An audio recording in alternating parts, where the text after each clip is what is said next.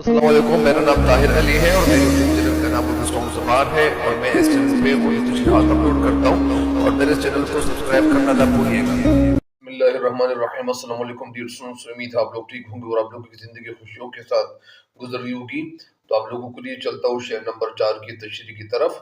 शेर नंबर 4 क्या है? शेर नंबर 4 यही है, मुल्ला की नज़र नूरी फिरासत से है खाली।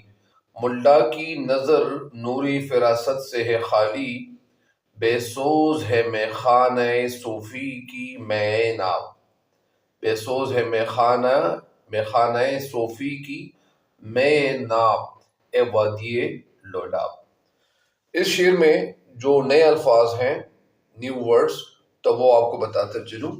मुल्ला की नज़र नूरी फिरासत से है खाली। नूरी फिरासत का मतलब ही नहीं दानाई की रोशनी। नूर की माने तो रोशनी, फिरासत का मतलब अक्ल, फहम, इदराक, सोच समझ। तो यहाँ पे नूर फिरासत से मुराद यानी दानाई की रोशनी और या दूरंदेशी मुराद है। मैखाना का मतलब है शराब खाना और मैं का मतलब यानी मैनाब का मतलब है खालिस शराब। इस शेर का जो मफहूम बनता है वो यूँ बनता है कि इस शेर में ये मफहूम इस तरह इसका बनता है कि मुल्ला की नज़र दानाई के नूर से खाली है और सूफी की खानकाह में भी अब वो तालीम नहीं है जो कुव्वत अमल पैदा कर सके, ए वादिय लोला। यानी इस शेर का जो मफहूम है वो यूँ है या वो ये है कि मुल्ला की नज़र दानाई के नूर से खाली है। नज़र का मतलब दानाई मतलब अक्ल की नूर से, अक्ल के नूर से खाली है और सूफी की खानकाह में भी अब वो तालीम नहीं है जो कुव्वत अमल पैदा कर सके। कुव्वत अमल यानी अमल की ताकत पैदा कर सके या अमल में ऐसी ताकत पैदा हो जाए, तो ये शेर का मफहूम है। इस शेर में शायर अल्लामा मोहम्मद इकबाल रहमतुल्लाह अलैह को ज़ाहिर परस्त मुल्ला और सूफी से शदीद इख्तिलाफ था। उनको इख्तिलाफ क्यों था? उनको इख्तिलाफ क्या था या क्यों इख्तिलाफ था? तो आप उनसे नाला थे कि वो बज़ाहिर यानी आलिम या सूफी बने हुए हैं। नाला मतलब बेखबर, यानी नाला थे या उनसे खफा थे कि वो बज़ाहिर आलिम या सूफी बने हुए हैं, लेकिन अपने इल्म से लोगों को अमल का दर्स नहीं दे सकते। इन्हें कहने का मकसद ये है कि वो उन उल्लामों के या वो मुल्ला के या वो उलमा या वो मुल्ला वो उन लोगों के खिलाफ थे कि वो मतलब अमली लिहाज से ठीक नहीं है। अगरचे वो मसले मसाइल करते हैं, अगरचे वो मतलब ही नहीं आलिम बने हुए हैं या वो मुल्ला बने हुए हैं, लेकिन अपने इल्म से लोगों को अमल का दर्स नहीं दे सकते। उनकी बात में कोई लज्जत ही नहीं, कोई मज़ा ही नहीं, कोई असर ही नहीं, क्योंकि वो बेदिली से बात करते हैं। बेदिली मतलब न चाहते हुए। अगर दिल में तड़प हो यानी बेचैनी हो तो फिर जुबान से निकलने वाली बात भी असर रखती है। अल्लामा इकबाल मतलब का एक शेर है, जवाब शेखों का पहला शेर, कि दिल से जो बात निकलती है असर रखती है। दिल से जो बात निकलती है असर रखती है, पर नहीं ताकत परवाज मगर रखती है। यानी अल्लामा इकबाल रहमतुल्लाह अलैह वादी लोलाब से मुखातिब होकर कहते हैं कि ए वादी लोलाब, तेरे उलमा और सूफी बेजोक हो चुके हैं। बेजोक का मतलब जिनके अंदर शौक ना हो, जोश ना हो, उनकी बातों में या वो अमली लिहाज से इन्हें ठीक ना हो। तो यानी तेरे उलमा यानी ए वादी लोलाब, तेरे उलमा और सूफी बेजोक हो चुके हैं। न तो उलमा के मदरसों में कोई ऐसा जज्बा मौजूद है जो लोगों में आज़ादी की तड़प पैदा कर दे, और न सूफी की खानकाह में ऐसी कोई तालीम है जो लोगों को अमल का दर्स दे सके। इकबाल दोनों तबकात से दिल बर्दाश्ता है। आप एक जगह फरमाते हैं कि मेरे कद्दू को गनीमत समझ, मेरे कद्दू को गनीमत समझ के बादे ना, न मदरसे में है बाकी न खानकाह में है। اور ایک جگہ وہ یہ بھی کہتے ہیں کہ کر بلبل و طاووس کی تقدیس سے توبہ۔ تو بہرحال یعنی اس شعر میں شعر جو علامہ اقبال رحمۃ اللہ علیہ علم اور عمل کی شراب کا ذکر کرتے ہیں کہ جسے شراب اسے کہتے ہیں کہ جسے پینے کے بعد بے خودی کی کیفیت طاری ہو جائے۔ یعنی شراب ایسا ہونا چاہیے کہ جس کو پینے کے بعد یعنی انسان بے خود ہو جائے، بے خودی کی کیفیت طاری ہو جائے، حالت طاری ہو جائے۔ قوموں کی بیداری میں علماء کا کردار سب سے اہم ہوتا ہے۔ یہ قوموں کی تربیت کا یعنی فریضہ سر انجام دیتے ہیں، قوموں کی تربیت کی ڈیوٹی سر انجام دیتے ہیں، اور یہ جس رخ پر، جس جانب، جس طرف، جس سمت پر چاہے قوموں کو یا قوم کو ڈال سکتے ہیں، قوموں کو اس طرف گامزن کر سکتے ہیں۔ کیونکہ ظاہر ہے کہ علماء بہت زیادہ تبدیلی لے کے آ سکتے ہیں کہ اگر وہ مثلاً یعنی کیا ہو، یعنی وہ ایسے ہوں کہ جو باتیں وہ کہتے ہیں وہ عملی لحاظ سے وہ اسی طرح ہوں، تو پھر علامہ اقبال رحمۃ اللہ علیہ ان علماء سے لا نہیں تھے، ان علماء سے وہ یعنی وہ خفا نہیں تھے کہ وہ علماء جو مطلب حق پرست ہے، وہ علماء جو عملی لحاظ سے ٹھیک ہے، وہ علماء یعنی حق بات کرتے ہیں، لیکن یہ ان علماء کی بات کرتے ہیں، ان ملاؤں کی بات کرتے ہیں کہ وہ جو کہتے کچھ ہے اور کرتے کچھ ہے۔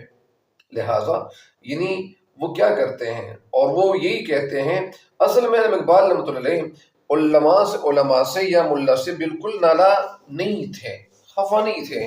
وجہ یہ تھی کہ ان کے ذہن میں یہ بات تھی کہ یہی لوگ ہیں، یہی علماء ہیں کہ اگر یہ چاہیں تو یہ قوم کے اندر، لوگوں کے اندر جوش و جذبہ بھر سکتے ہیں، جوش و جذبہ پیدا کر سکتے ہیں۔ لہٰذا علماء کو ایک تلقین کرتے ہیں، یقین دہانی کراتے ہیں کہ آپ لوگ خدارہ تھوڑا اثر رسوخ استعمال کریں، خدارہ آپ لوگ یعنی اپنی باتوں میں، اپنے وعظ میں، مدرسوں میں، یعنی جہاں پہ خطبات آپ دیتے ہیں ان خطبات میں آپ لوگوں کی باتیں لوگ غور سے سن رہے ہوتے ہیں، لہٰذا آپ اپنی باتیں صحیح طریقے سے ان کی گوش گزار کر سکتے ہیں، ان کی کانوں تک یا ان کے سماعت تک آپ یہ باتیں پہنچا سکتے ہیں۔ تو لہٰذا علامہ اقبال رحمۃ اللہ امتی مسلمہ کے علماء یعنی قوت عمل سے بیگانہ ہو چکے ہیں۔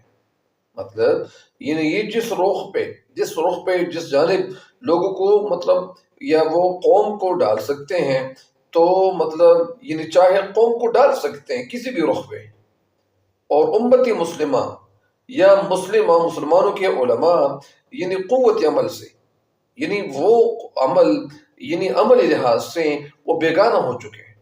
اب ان کی تعلیم میں وہ جذبہ ہی نہیں کہ لوگوں میں ایمان کی حرارت پیدا کر سکے۔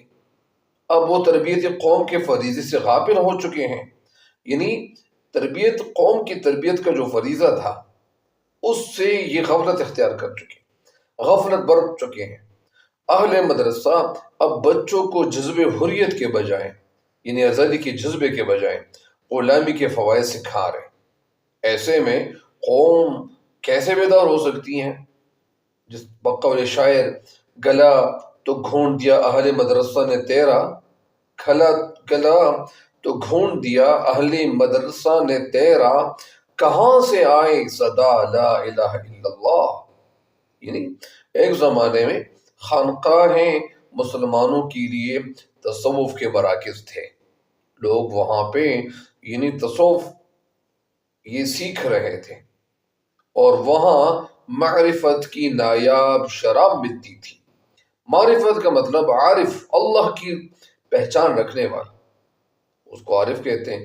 تو وہاں پہ یعنی معرفت کی نایاب شراب ملتی تھی، لیکن اس کے بعد یہ خانقاہیں صرف دکھاوے کی رہ گئی۔ مطلب یہاں پہ ان خانقاہوں میں صرف مطلب دکھاوا ہے۔ بقول اقبال اس وجہ سے اس خانقاہی نظام سے نالا تھے کہ اس میں اب معرفت کی جگہ دکھاوا گیا ہے۔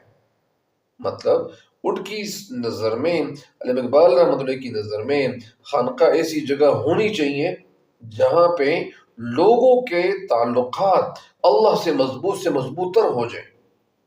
مثلا اگر کچھ لوگ وہاں پہ جاتے ہیں، وہاں پہ بیعت کرتے ہیں، تو بیعت کرنے کے بعد اگر ان کے جو علماء ہیں اگر وہ عملی لحاظ سے ٹھیک ہوں تو وہ جو ان سے بیعت کرتے ہیں ان پہ بھی اثر ہوگا۔ تو کہنے کا مقصد یہ ہے کہ علماء جو کچھ مطلب کہتے ہیں وہ اگر کرتے بھی ہیں تو پھر ساتھ ساتھ یعنی ان کی باتوں میں اثر بھی ہوگا۔ تو اس لیے یعنی علامہ اقبال رحمۃ اللہ علیہ ان کو بتا رہے، اقبال اس وجہ سے ان خانقاہی نظام سے ناراض تھے کہ اس میں اب معرفت کی جگہ یعنی دکھاوے کی چیز آ گئی، لوگ صرف دکھاوے کی طرف جاتے ہیں، اور وہ لوگوں میں آزادی اور جہاد کی روح پھونکنے میں مکمل طور پر ناکام ہو چکے ہیں۔ اصل میں یعنی میں آپ کو بتانا یہ چاہ رہا ہوں کہ علامہ اقبال رحمۃ اللہ علیہ اس وقت جب پاکستان مطلب تصور نے پیش کیا تھا اور اس وقت پاکستان نہیں بنا تھا، تو اس وقت مطلب یعنی وہ سمجھا رہے تھے لوگوں کو کہ یہ علماء جو ہے یہ اپنے کردار وہ نبھا سکیں، اگر یہ اپنے کردار یا یہ اپنی ذمہ داری یا اپنی ذمہ داری اگر پوری کرنا چاہیں تو اپنی ذمہ داری پوری کر سکتے ہیں، لیکن اگر یہ کچھ کرنا چاہتے ہیں، کیونکہ علماء سے یہ مخاطب ہے اور علماء کو سمجھا رہے ہیں، تو یہ ان کی جو سوچ تھی وہ یہی تھی تاکہ یہ علماء میری بات پہ عمل کریں، اور عمل کرنے کے بعد اگر یہ لوگوں کو راہ یعنی کامیابی کی راہ پہ ڈالنا چاہیں تو کامیابی کی راہ پر گامزن کر سکتے ہیں۔ مجھے امید ہے کہ انشاءاللہ لوگ اس شعر کی تشریح سے استفادہ ضرور کریں گے۔ اور آخر میں ایک شعر کی تشریح یا ایک شعر اور نقل کرتا ہوں، وہ یہ ہے کہ اٹھا میں مدرسہ و خانقاہ سے غمناک، اٹھا میں مدرسہ و خانقاہ سے غمناک، نہ زندگی نہ محبت نہ معرفت نہ نگاہ۔ بہرحال امید ہے کہ انشاءاللہ آپ لوگ اس شعر کی تشریح سے استفادہ ضرور کریں گے۔